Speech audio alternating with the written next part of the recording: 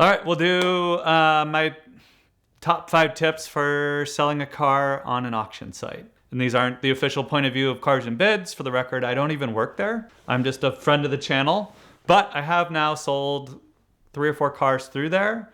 And hanging out with Doug and Kenan, who's the managing editor, Filippo, who's their COO, Sean, who's their director of content, the whole team, I hear a lot of stories about what makes a good seller, good buyer, bad buyer, etc. So really my formula for selling and my tips are largely around the presentation as a seller. Much like you want to put your best foot forward on a first date, for a seller, that week from when your auction goes live to when your auction ends is your first date, where people are meeting you for the first time and formulating an impression of you. So Doug likes to talk about this, and it sounds nitpicky, but things like your grammar, your punctuation, and your ability to engage with people in the comments as a human being are really important. If you are an absentee seller and you're just not commenting and responding to questions, if what you're saying makes no sense, if it's clear that you're lying about the car or misrepresenting it, like my Turo that I got on the way here that says it's an Alpina and is clearly not, I immediately think that that person is an idiot.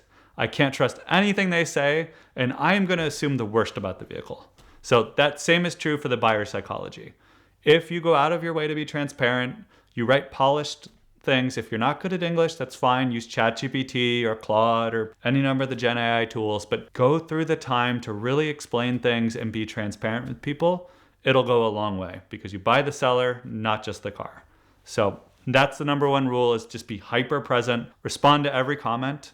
I like to start any auction by saying, "Hi, welcome to my auction." Regardless of the platform, a professional that works for the platform will write up your actual auction listing. So you can't write like, "Oh, my Corvette is a one of one built on a Tuesday in Bowling Green." They won't let any of the superlatives or ridiculousness go through there. So the listing itself will be professionally written, but you can write whatever you want in the comments within their terms and conditions. So write this before the auction goes live, maybe a paragraph or two saying, "Hey, I'm Nick, welcome to my auction. I've loved this car, I've had it for this long, I've done these kind of things." Like really just go out of your way to be human, to be friendly, and to add a little bit more color and context that didn't make the auction listing, but shows like, hey, I'm not here to screw you over or pull a fast one. I'm just a nice car guy, a fellow enthusiast, trying to find a good home for my baby, my car that I've enjoyed. So you do that alone. Tip number 1, just be a good seller in the comments.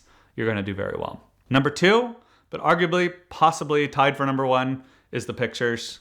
Don't be cheap. Don't take them on your iPhone. Hire a professional photographer.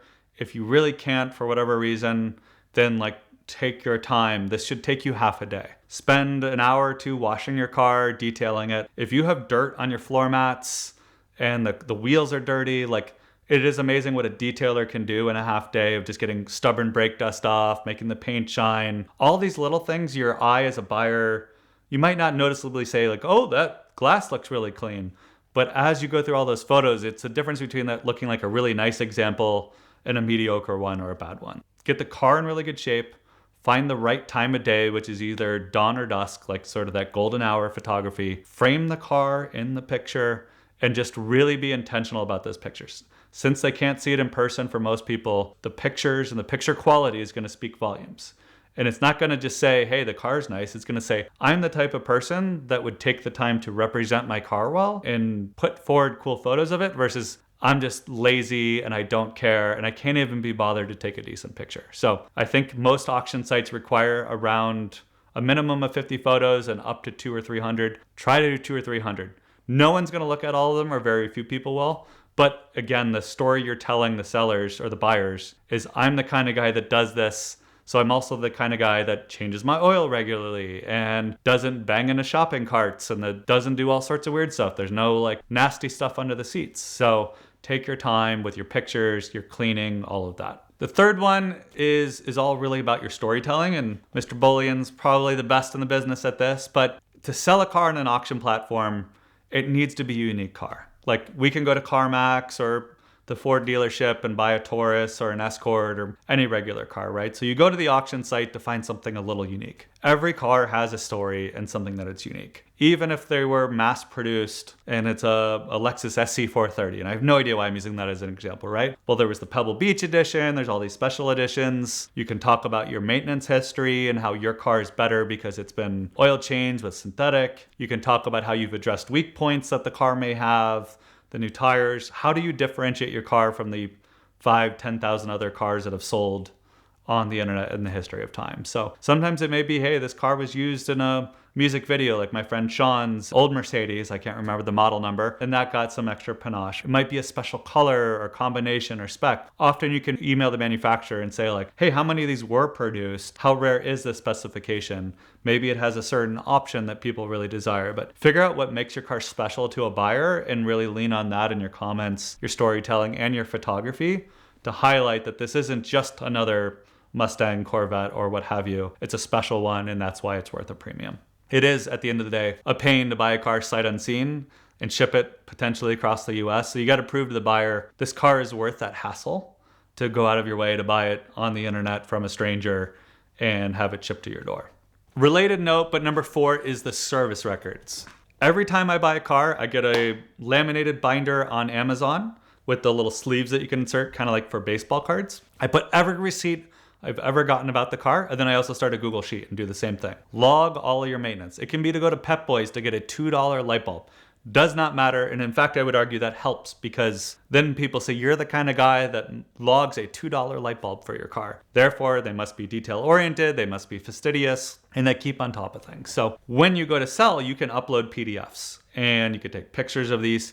Make sure to block out your home address if you don't want that on the internet, and your phone number. Ask me how I know that. But you upload all these, again, it shows, okay, well, as a buyer, I think the car's worth X dollars, but I can also see they did $5,000 of service. And maybe I'm not willing to pay them $5,000 for that, but I am willing to bid a little extra, or maybe put in that one extra bid if we're in a bidding war to take it home, because I know at least I won't be hit with a massive $5,000 bill the second I get it home. That's already been addressed. So anytime you can have the service history, do not just say, I did this, trust me, or I handwrote a Word document saying that it was done. You need to provide actual evidence, which is a receipt. They can get a little deceitful about showing when you get an estimate for the car.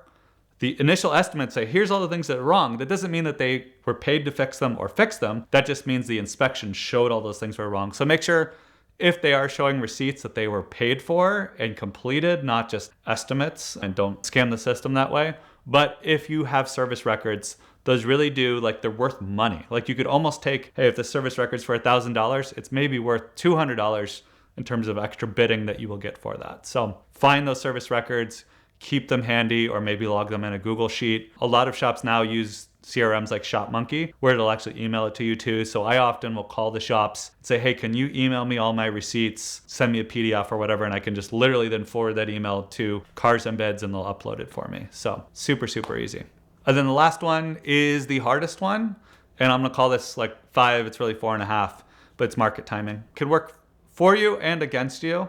The most recent example with all the tariffs has been when good news rolls out, markets are strong in the stock markets, but the car market also sees a little bump. It used to be crypto. If crypto had an awesome day and you were selling like a car that a crypto bro might like, you could get a premium if your car happened to end on a day that Bitcoin went up. It's been tariffs more recently or certain things, but there is something to market timing. The way that you can use it as a seller is if you have a convertible, selling in the dead of winter, probably not optimal unless you're maybe in certain markets. So try to think about, when are people trying to buy a convertible? Well, spring, they're thinking about summer, they're getting ready for their summer car. When are they trying to get an off-road SUV? Maybe that's closer to winter. Think about how you can time the market trends well. Also, just look at the comps. So if you see a car has been really heating up, that's a good time to sell, because people are excited about that car, it's relevant again. If someone like VINwiki or Hoovy or Doug has done a video on a car recently, that often be like, oh, I forgot about that car. I've always wanted one, and that can spur some market interest. So look at things like social media and the weather and all of that and figure out, to the best of your ability, and the market is strong generally, like this is a good time to sell,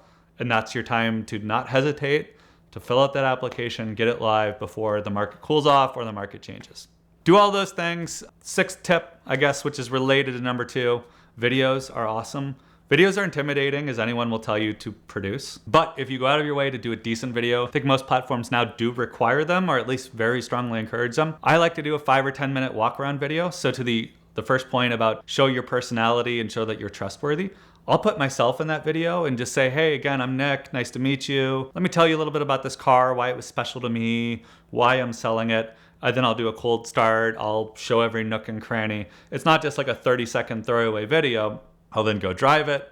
And sure, it might be 10, 15 minutes long. People will watch that. It'll build trust. And there's certain cars you don't want to buy without a cold start video. People are listening for chain rattle. I've even seen people put their hand on the exhaust or on the intake manifold to prove that the car wasn't warmed up first and show like this is truly a cold start. There's no white smoke coming out. So there's certain things you can do, especially if you know the car, to prove that it doesn't have certain issues. So put that in your video and people will watch it. People will comment on it. They won't be mean to you and it'll show you're a transparent seller. If you get a ticket, the first thing you should do is text a picture of it to 305-305. That will get the ticket clinic on your case immediately. You'll be facing costly fines, risks of suspension, possible jail time, points on your license, higher insurance premiums, and a lot of bad things that they can help you to avoid. You can also find them at the link in the description below, but the Ticket Clinic is a nationwide law firm with brick and mortar offices in Georgia, Florida, and California, but they've got attorneys everywhere, and that's what's most important, because a local attorney will know exactly how the local laws work, know the people who are in charge, and get you the best outcome possible. So text a picture of your ticket to 305-305 or click the link in the description below to fight your ticket with the Ticket Clinic.